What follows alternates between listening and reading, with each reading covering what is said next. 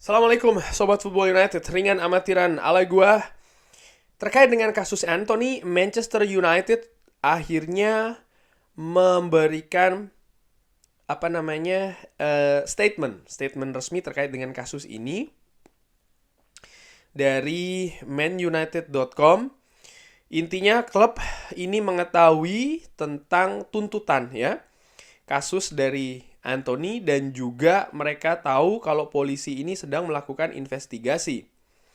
Tapi klub juga belum bisa memberikan komentar lebih lanjut terkait dengan informasi-informasi yang ada karena masih dalam tahap proses. Klub juga dengan tegas mengatakan melihat masalah ini sangat serius dan juga mempertimbangkan impact-impact atau efek-efek ataupun juga hal-hal apa saja yang bisa terkait dengan tuntutan ini.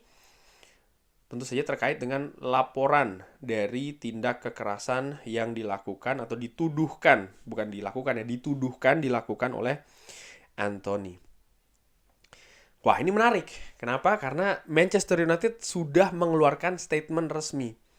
Tentu saja ketika kasus ini bergulir hampir setahun yang lalu pihak dari Manchester United belum seperti ini nih. Tapi saat ini dengan investigasi yang berlangsung, bahkan tim nasional Brazil lebih dulu memberikan keterangan resminya. Mereka menarik Anthony dari tim nasional Brazil karena ingin supaya proses ini lebih jelas akan seperti apa proses investigasi dari polisi. Sekarang Manchester United pun demikian. Akankah klub memberi atau melakukan sikap yang sama dengan tim nasional Brazil akan menarik Anthony? Ini cukup menarik juga dinantikan. Dan menurut gua nampaknya ini menuju ke arah yang serius. Arah yang serius ini belum tentu berujung Anthony akan salah atau berujung Anthony yang tidak salah. Artinya serius pihak-pihak yang terkait sekarang sangat intensif, terutama pihak kepolisian dalam melakukan investigasi. Pihak Manchester United tadi menolak untuk memberikan informasi lebih lanjut. Mereka hanya memberikan hal yang tegas di mana mereka juga sangat serius perhatian dalam kasus ini. Hampir sama kan kayak kasusnya Mason Greenwood. Artinya kalau Anthony memang terbukti bersalah, menurut gua langkah tegas pun akan dilakukan oleh klub terkait dengan Anthony. Yang menarik yang seperti Fabrizio Romano katakan, Manchester United musim panas tahun lalu berinvestasi sangat dalam, sangat banyak, sangat tinggi nilainya terhadap seorang Anthony untuk mengawal sisi kanan Manchester United. Banyak komentar dan juga kritikan terhadap Anthony. Walaupun gue melihat inilah Anthony walaupun masih belum jadi juga, tapi ciri permainannya seperti ini ketika di Ajax yang gue saksikan bermusim-musim ketika dia masih bermain di Amsterdam. Tapi intinya Erik ten Hag sangat percaya terhadap pemain ini, Anthony, sehingga dia pun juga sangat ngotot ingin supaya manajemen mendatangkan ke Manchester United. Ini juga sangat menarik, apakah Manchester United nantinya akan kalau seandainya Anthony salah akan mengeluarkan langkah tegas seperti dengan Mason Greenwood. Kalau gue harapkan kalau seandainya memang salah, memang harus tegas juga. Simple as that sih menurut gue. Karena yang dilakukan merupakan tindakan yang tidak bisa ditoleransi sih. Itu tindakan yang sangat sensitif sangat nggak baik lah, intinya demikian. Tapi untuk pertandingan selanjutnya ketika Manchester United menghadapi Brighton ini seperti apa? Apakah kasus ini sudah jelas atau belum? Kalau sudah jelas seperti apa, kalau belum jelas seperti apa? Perkiraan gue kalau belum jelas, peluang Anthony untuk bermain di lini kanan sih nggak besar. Karena apa?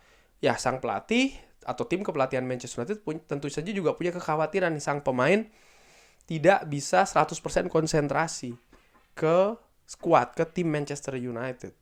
Karena seperti gue katakan tadi konsekuensi dari yang akan dihadapi oleh Anthony cukup besar. Kalau dia lolos, oke, itu akan melegakan bagi sisi pemain. Tapi kalau tidak, dia terancam cukup berat juga ada polisi juga di sana, artinya dia akan berurusan dengan hukum dan lain-lain. Sehingga balik lagi, menurut gue ada peluang yang besar, ada pergantian nih untuk pemain yang menempati sisi kanan.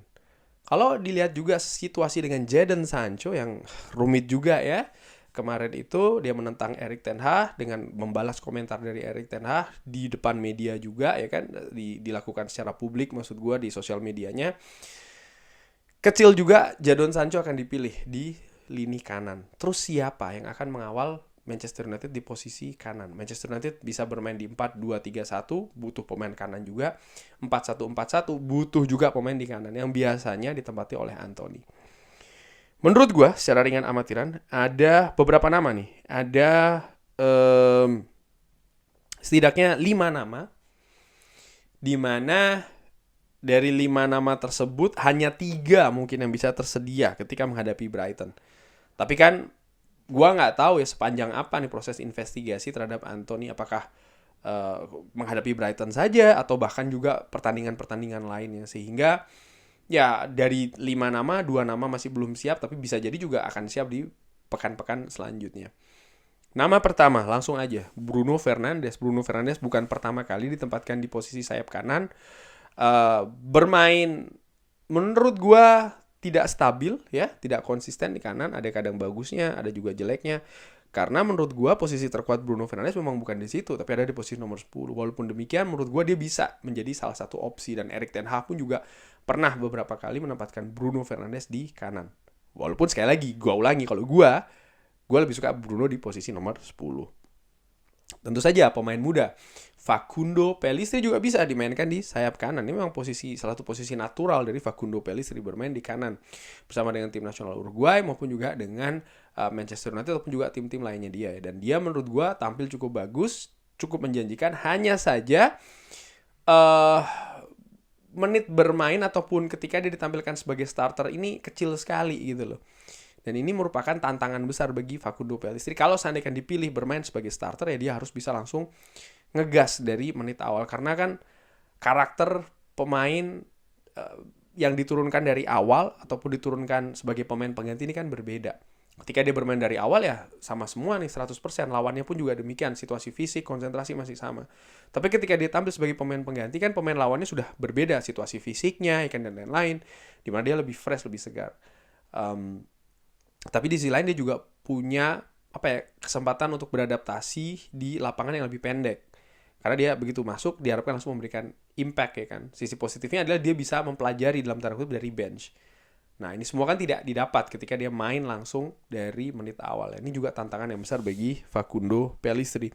Lalu pemain ini juga nih, Marcus Rashford. Gue pikir dia juga bisa bermain di sisi kanan. Sudah dimainkan di posisi tersebut ketika Manchester United menghadapi Arsenal. Ketika Rasmus Højlund yang masuk, ada Alejandro Garnacho di kiri, Rashford di kanan. Nah, ini juga menarik menurut gue. Dimana Marcus Rashford ternyata bisa juga nih menjadi bisa juga sebagai opsi di posisi sayap kanan. Walaupun gue menilai Rashford memang posisi terbaiknya ada di sebelah kiri. Lalu Mason Mount, nah ini nih yang tadi salah satu dari 2 nama yang gue bilang belum siap ya, karena dia masih cedera. Tapi menurut gue dia juga bisa dijadikan posisi atau ya opsi di sayap kanan. Dan tentu saja pemain muda lainnya yaitu adalah Amad Diallo, yang juga posisi naturalnya ada di kanan menurut gue. Salah satu posisi terkuatnya ada di kanan. Hanya saja kan dia sedang cedera. Nah dari 5 nama itu 3 nih yang tersedia. Apakah 1 dari 3 pemain ini akan dimainkan di kanan ketika menghadapi Brighton? Menurut gue peluang itu lebih besar. Dan dari 3 nama itu, kalau seandainya memang ya Sancho tidak dimainkan, Anthony juga dipilih untuk diparkir, gua lebih memilih seorang Facundo Pellistri yang dimainkan di kanan. Bagaimana menurut Sobat Football United ya? Kira-kira siapa nih pemain yang cocok di sisi kanan dari Manchester United ya? Dari 5 nama yang gue sebutkan tadi. Atau mungkin ada referensi lain, bisa drop di kolom komen beserta alasannya. Jangan lupa like, subscribe. Wassalamualaikum warahmatullahi wabarakatuh.